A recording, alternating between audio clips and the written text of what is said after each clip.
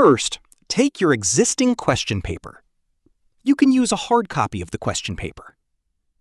Now open any AI tool that supports image or document uploads. Upload a clear photo or scan of your question paper. Once the file is uploaded, ask the AI to type the entire question paper for you.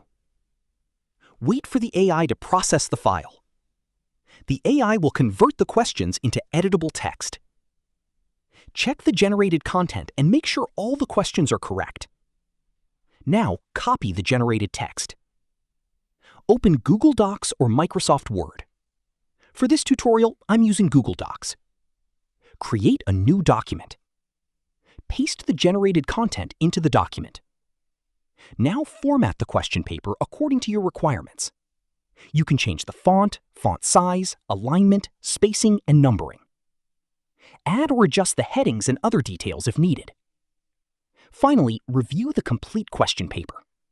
Make sure all the questions, numbers, and formatting are correct. Your question paper is now ready. That's it. This is how you can create a question paper using AI. If you found this video helpful, don't forget to like the video, subscribe to our channel, and press the bell icon for more tutorials. Thanks for watching.